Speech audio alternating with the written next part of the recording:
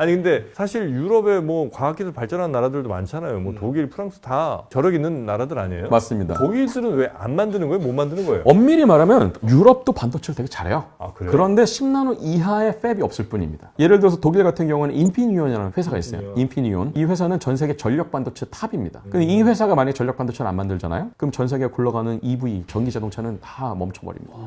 네, 그 정도. 심지어는 우리가 쓰고 있는 이 휴대폰 차지들 있잖아요. 충전기에 들어가는 것도 고속 충전기 있죠. 막 1시간 이내에 돼버리는 거, 10분 만에 돼버리는 거. 이런 것들은 엄밀히 말하면 휴대폰에다가 어마어마하게 전류를 많이 흐르기 때문에 하는 건데, 그거를 버틸 수 있는 요 전류를 조절할 수 있는 전력 반도체가 있어야 되거든요. 근데 요 전력 반도체로 쓸 수 있는 거는 실리콘은 안 돼요. 왜냐면은 실리콘은 그렇게 했다가 터져요. 그래서 그 중에서 좀 저희가 에너지 밴드 갭이라 그래서 반도체에서 요 컨덕션 밴드와 밸런스 밴드 사이에 요 간격을 의미하는 요 간격이 있는데, 요 간격이 좀 큰 애들이 중요한데, 이 중에서 실리콘 카바이드, SiC와 갈륨 나이트레이드, 질화 갈륨, 요 두 가지 소재가 되게 중요한데, 요 소재를 실제로 칩으로 만들어서 이렇게 다양한 영역에, 특히 하이 볼티지, 고전압 상황에서 버티게 만들 수 있는 칩을 만드는 회사는 뭐 인피니온 같은 회사 굉장히 중요하죠. 아, 그러니까 유럽에 있는 국가들도 만들긴 만드는데, 이제 지금 우리가 늘 관심 있고 좀 전 세계적으로 어마어마하게 많이 쓰이는 뭐 메모리 혹은 뭐 빈메모리 요 정도 반도체 말고. 저도 너무 미스테리한 일이에요. 독일이나 영국이나 프랑스가 돈이 없었던 것도 아니고 기술이 없었던 것도 아니고, EU가 출범한 지 벌써 지금 30년이 넘었는데 EU 차원에서 뭐 전투기도 만들고 전력망도 공유하는데 왜 팹을 못 만들까? 저는 이게 너무 미스테리했어요. 반도체 업계에서는 두 가지 원인을 얘기하는데, 첫 번째가 이 팹을 만들기 위해서는 생각보다 굉장히 많은 자본이 필요하다. 그러니까 팹 하나 만드는데 지금 뭐 거의 3, 40조 들어간다는 얘기하지만 3, 40조의 돈을 동원할 수는 있겠지만 이 동원 주체가 누가 돼야 되느냐. 두 번째, 생각보다 이 반도체 공정은 굉장히 기술 집약적이면서 노동 집약적인 산업이기도 합니다. 근데 이제 이 정도로 근면 성실하고 1년 360일 24시간 3교대 하면서 끊임없이 팹이 다운되면 안 되게끔 유지할 수 있는 이 워커 에틱을 가지고 있는 어떤 나라 혹은 이런 지역이 동아시아 외에는 없었던 거예요. 아니, 노동이 많이 들어가요? 생각보다 팹 처음에 만들 때는 한 6개월이나 한 8개월 정도는 그야말로 그냥 속된 말로 뺑이 칩니다. 네. 아, 그래요? 예, 분명히 레시피들을 했거든요. 나오긴 나오는데 그게 나왔다 안 나왔다 해요. 근데 반도체는 그러면 안 돼요. 무조건 이 레시피대로 하면 무조건 언제 어느 때 뭘 하든 간에 똑같이 나와야 됩니다. 근데 왜 초기에 6개월에서 8개월 동안 들쭉날쭉한 거예요. 그러니까 똑같은 레시피에 똑같은 EUV 장비 이렇게 다 똑같은 장비에 했는데도 똑같은 소재 했는데 어떨 때는 이 칩이 작동을 하고 어떨 때는 칩이 작동을 안 해요. 왜 그래요, 그거는? 초반에는 이게 이 장비들끼리도 궁합도 잘 안 맞고요. 궁합이 필요해요. 이 최첨단 반도체 만드는데. 사주 보고 그래요. 실제 대만에서는 고사 지냅니다. 진짜요? 네, 무당 불러가지고 스님 불러가지고 반도체 공장 너무 만들고 웃긴다. 스님 불러가지고 해요. 반도체 엔지니어들이 절하고 있어요. 최첨단 팹에서 고사를 반도체 엔지니어들이 저런다고요. 진짜로. 우리나라도 돼지머리 우리나라도 같은 한때는 그랬죠. 뭐 요즘도 그런지 모르겠는데. 근데 저는 왜 그런지 생각해보면은 장비를 한 회사만 만들지 않아요. 많이 표준화돼 있지만 장비 회사들이 여러 개가 있단 말이에요. 근데 이 장비 회사는 여기까지를 세이프티로 보고, 저 장비 회사는 여기까지 세이프티로 보고, 이 장비 회사는 여기까지 에러 허용률로 보고, 이게 미세하게 안 맞으면은 이게 조금씩 누적이 되잖아요. 그럼 어느 한순간에 이게 증폭을 해버립니다. 그러면 이제 장비 회사들이 장비를 납품하고 끝이 아니에요. 그러니까 차로 따지면 차를 팔고 나서 차 영업사원이 한 2년 정도 같이 차를 타고 다녀요. 그런 느낌이에요. 공장 만들고 나서도 제대로 물건 나올 때까지는 계속 뭘 미세 조정하면서 뭘 튜닝을 하는 거죠. 그래서 장비를 납품하는 순간부터는 그 장비 회사에서 그 공장에다가 파견을 보냅니다. 인지니어들을. 그래서 저희는 텔레토비복이라고 그러는데 이 방진복을 입고 있으면은 뒤에 나 삼성에 파견됐지만 나 삼성 직원 아님, 나 램 리서치 직원이면서 램을 박아놔요. 그런 사람들이 맨날 돌아다녀요. 똑같은 장비를 공장 하나 복사해서 옆에다 하나 새로 지어도 제가 더 웃긴 얘기 해줄게요. 같은 회사에서 같은 세대의 장비를 만들었는데 6개월 차이로 안 되는 경우도 있어요. 자기네들도 왜 안 되는지 몰라. 근데 알고 보니 그 장비 회사가 똑같은 장비 만드는데 아주 미세한 뭐 진공 펌프 부품 하나 바꾼 거예요. 근데 그거 하나 때문에 이 난리가 났던 거예요. 대만에서 있었던 이야기 해드릴게요. 대만에서 이제 TSMC가 팹을 만들었어요. 신주에다가. 그쪽에서는 이제 이 에칭가스를 린데라는 회사에서 공급을 받아요. 근데 이제 배치 단위로 간다고 했잖아요. 배치에 보통 적게는 30장에서 많게는 100장도 들어갑니다. 근데 요즘에는 3나노 공정 같은 경우에는 웨이퍼 한 장, 요 10인치 웨이퍼 한 장에 2만 불 정도. 2나노짜리는 3만 불 정도. 그러니까 거의 그랜저 한 대예요. 웨이퍼 하나가. 이게 하나에 만약에 지금 100개가 들어있다 생각해 보세요. 그러면 300만 불에서 500만 불까지도 갈 수 있는 거예요. 요게 시간당 이제 하나씩 왔다 갔다 합니다. 이제 라인 따라서. 뭐 2시간대 하나, 뭐 1시간에 하나 이런 식으로. 그런데 요 배치 공정이 들어간 엣치라 해서 엣치가 있네. 근데 이 엣치 공정에 들어가면 요 배치에 들어간 가스에 불순물이 섞여 있던 거예요. 아주 미세한 불순물. 근데 누가 보면 되게 더러운 불순물 21,000 보이잖아요. 근데 99.9999969이 돼야 될 퍼센트가 99.9949%로 바뀐 거예요. 10,000분의 1, 100만 분의 1 정도의 오염 허용 확률에서 10,000분의 1로 바뀌었다고 그 배치에 있는 웨이퍼를 다 버려버렸어요. 그 한 장에 수천만 원 하는 걸. 그래서 왜 가끔 또 일본에서 무슨 소부장 예전에 한번 이슈됐을 때도 불산? 맞습니다. 그렇죠. 그게 이제 네. 99.999까지 되냐 안 되냐 이제 이게 이제 제일 핵심이었던 거예요. 그렇습니다. 근데 이것도 배치 공정으로 가서 그런 거예요. 한 장 한 장은 별로 영향을 안 받을 겁니다. 근데 100장씩 되다 보니까 이게 무시할 수 없는 차이가 된 거예요. 그래서 대만의 TSMC가 얼마나 엄중하냐면 그 사건이 있는 다음에 요 배치에 들어갔던 웨이퍼는 배치 전후까지 다 버려버렸어요. 고장이 났는지 안 났는지 검사하는 그 시간과 자원이 더 낭비더라. 차라리 그냥 폐기 처분하고 처음부터 다시 만드는 게 낫다. 아, 진짜 장인. 그리고 이걸 가지고 린데를 엄청나게 압박하기 시작한 거죠. 해결하라고. 진짜로. TSMC가 정말 지독합니다, 이런 거는. 근데 저는 그 지독함이 TSMC를 지금까지 만들었다고 생각하고. 공장 전체 안에도 먼지니 뭐 이런 거 엄청 미세하게 보겠군요. 생각보다 반도체 팹을 만드는 데 있어서는 건설 기술도 되게 중요해요. 그 안에 들어가는 뭐 UV 뭐 이런 거 다들 주목을 하는데요. 공조 시설 만드는 게 되게 중요합니다. 공조라는 게 뭐 에어 컨디셔닝 잘 되는 것도 중요하지만 반도체는 더 중요한 게 지금 먼지 농도. 먼지가 정말 깨끗해야 돼.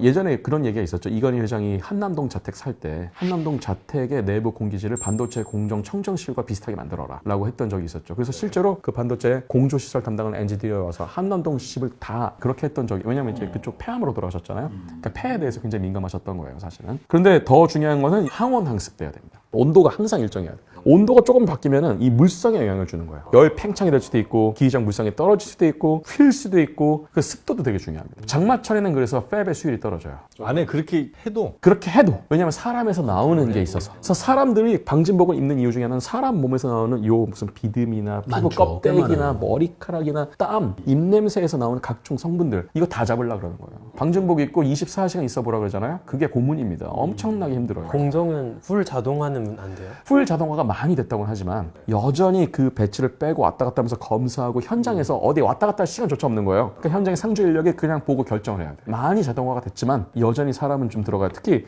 장비가 생각보다 많이 다운이 돼요. 근데 이 장비 하나하나 굉장히 비싸기도 하지만 삼성이나 하이닉스가 연간 지금 뭐 매출 250조, 300조 얘기 나오잖아요. 하루에 1조 나온다는 뜻입니다. 그러네요. 팹 하나에서 대략적으로 1,000억 정도 나온다는 뜻이에요. 그러면 하루에 1,000억이 나와요. 그러면 시간당 50억이에요. 1분당 1억이에요. 대충. 1분간 장비가 다운되면 1억이 날아가기 시작합니다. 그러니까 장비 엔지니어들은 만약에 장비가 다운이 된다. 그럼 난리가 나요. 일본의 자기 연봉 날라가는 거. 제 친구가 장비 엔지니어인데 예전에 이제 처음 들어갔을 때 했던 얘기가 자기는 핸드폰을 3개를 가지고 있다는 거예요. 개인 거 빼고 S사 거, H사 거, 본사 거. H사, S사에서 언제든지 연락이 온다는 거예요. 절대 좋은 연락이 아니죠. 장비 다운됐으니까 빨리 튀어와라. 그래서 항상 그 주변에 살고 있어요. 그 주변 아파트 임대해서 5분 내로 갈 수 있는, 그야말로 5분 대기죠. 만약에 당연히 그럴 일도 없지만 누가 진짜 독한만 먹고 그 공장 안에서 밀가루 한 봉지 터트리면 거의 죽는다고 봐야 되겠군요. 근데 되게 중요한 말씀하셨는데 최근에 일론 머스크가 그런 얘기했어요. 자기가 이제 텍사스에 있는 삼성 팹하고 이제 계약을 했잖아요. 테슬라에 들어가는 칩을 만들기로 했는데, 야, 칩을 만들 때 제일 중요한 게 뭐 공정 청정도래.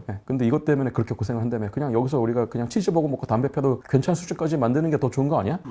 담배 피고. 근데 반대로 얘기하면 그렇게 악조건 속에서도 잘 작동할 수 있는 칩을 만든다면 그것도 뭐 그러네요. 나쁘지 않을 텐데, 대신에 그렇게 하기 위해서는 칩의 설계 구조를 다 바꿔야 돼요. 웬만한 먼지나 이런 거에도 버틸 수 있는. 그래서 이게 생각보다 첨단 산업이지만 굉장히 더티한 산업이고요. 굉장히 좀 어려운 산업입니다. 이런 것들을 버틸 수 있는 워킹 조건, 워커 에틱, 자다가도 불려 나와야 되고 주말도 없고 가족 이런 거 없어. 막 초반 셋업할 때는 유럽의 문화에서 이걸 버티기는 어려웠을 것이다. 그래서 미국도 마찬가지. 약간 좀 씁쓸하다. 그죠?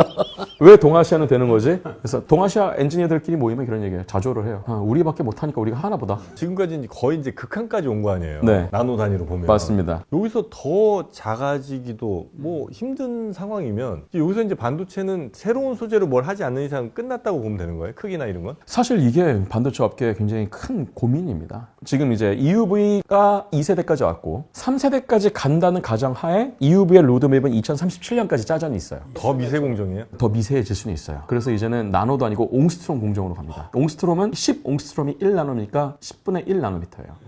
아, 근데 옹스트롱 공정이라고 하면 제가 정말 이해가 안 가요. 이해가 안 가시죠? 원자 크기가 그거예요. 원자 크기가 네. 옹스트롱이에요? 맞습니다. 실리콘이 3에서 5옹스트롬 정도. 그게 가능해요? 근데 이제 아까도 얘기했던 것처럼 거기다 컨버전 팩터를 곱하긴 해야 돼요. 아니 아무리 그래도 그렇지 뭔가 물질로 구현하는데 그래서 가장 끝판왕이 어디까지 가 있냐면 A3라 그래서 3옹스트롬 공정이거든요. 거기다 4를 곱하면은 1나노예요. 1나노니까 이제부터는 이게 컨티넘으로 볼 수가 없어요. 원자 그렇죠. 3, 4개 네. 정도. 근데 3개를 만약에 배치한다? 이쪽에 바깥에 하나, 이쪽 바깥에 하나니까 실제로 작동할 수 있는 하나. 싱글 아톰 일렉트로닉스가 돼요. 아무도 그게 작동할 거라고 보장을 안 해요. 근데 아무리 그게 된다고 해도 그게 물리학이 허락한 한계잖아요. 그렇죠. 그래서 이제 그 다음에 사람들이 얘기하는 게 지금까지는 우리가 2차원에서 놀아왔습니다. 아 맞다 쌌죠 위로. 맞아, 3차원으로 가자. 근데 이제 쌓는 개념은 여기서 제가 재밌는 거 오늘 방송 보시는 분들을 위해서 좀 보너스를 드릴게요. 2.5D라는 개념을 반도체에서 얘기를 많이 해요. 되게 이상하죠. 2차원이면 2차원이고 스프렉탈인가? 3차원 스프렉탈 개념도 아니고. 근데 왜 2.5D라 그러냐면 벽돌은 2차원이에요. 이걸 3차원으로 쌓아요. 그래서 겉보기엔 3차원인데 실제로 작동하는 건 2차원. 그래서 대충 중간으로 보자. 그래서 2.5차원이 된 거예요. 그런데 반도체 업계에서는 이 2.5차원도 안 된다 이제는.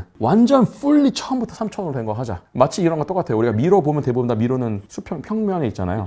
3차원 미러 보신 적 있으세요? 애들 갖고 노는 장난감 중에 공을 이렇게 굴려가지고 내부에 있어요. 채널로 봤어요. 가고 있어요. 가는 거 그런 거 있어요. 있어요. 아, 안 그게 보여. 그러네. 겉으로 안 보이잖아요. 완전 오로지 감과 소리만으로 해야 돼요. 3차원 회로를 만든다는 거는 그만큼 어려워요. 3차원회를 만들려면 앞에서 우리 이렇게 깎아서는 못 만들잖아요. 깎아서는 못 만들죠. 쌓아야 되나? 쌓아야 되는 것도 있고요. 한 층 한 층? 그래서 이제 어떻게 되냐면 아까 2.5D는 이것들이 다 동일해요. 근데 이거는 마치 3D 프린터랑 비슷해요. 여기 회로 다 달라요. 그래야 근데 이렇게 되잖아. 이렇게 연결되게 만들어야 돼요. 근데 한 층이라도 약간 삐끗, 약간 삑사리 이렇게 되면은 또 다 다 버려야 돼.